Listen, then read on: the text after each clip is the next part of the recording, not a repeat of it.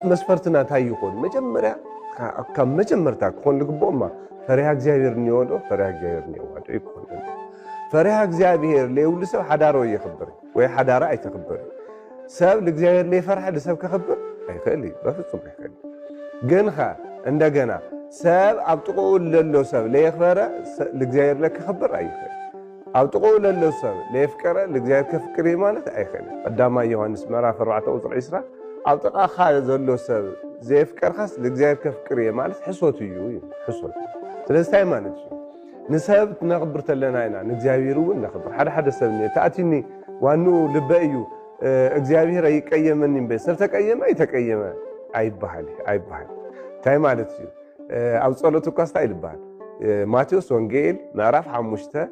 ያ ማቴዎስ ወንጌል ምዕራፍ 5 ቁጥር 21 ታይልለና መባሒስካ ለቤተ መቅደስ ክትከተለኻ እሞ ሓደ ነገር ወይም ኣባኻ ዘሎ ሰብ ተሃልዩ መጀመሪያ መባኻ ኮፍ ኣብልሞ ኣብ ቤተ መቅደስ ሒስካዮ ተመለስ ይኾነ ኮፍ ኣብልሞ ከይድኻ ምስሓውካ ተስማዕ ማለት ስለዚህ ታይ ማለት እግዚአብሔር ዝቅበለና እግዚአብሔር ናትይኹም ዘለና ምስ ሰባት ስካዕል ተስማዕ ማዕና እዩ ንሰባት ስካዕል ክበርና እዩ ማለት እዩ ስለዚህ ታይና ንለና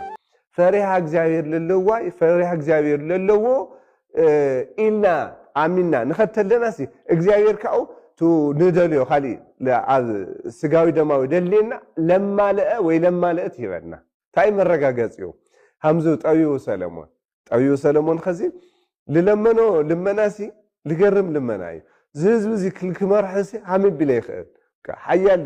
ሓያል ህዝብ እዩ ዝህዝብ ዚ ሃመ ቢሎ ክመርሖ ይኽእል በዛኻ ለመርሐሉ ጥበብ ሃበኒ ኢሉ ለሚኑ እግዚአብሔር ተገሪሙ ታይሉሎ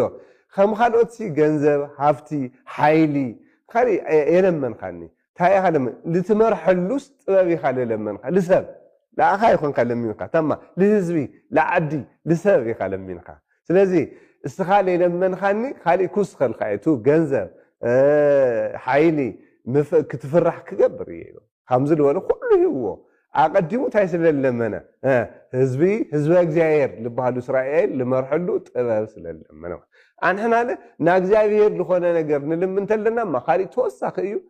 ከምዙ ታይ ማማሸይ ንብሎ መማሰይ ከምዙ ምሳሕ በልዒናስ ናብ ድራር ቅድም ምስግጋርና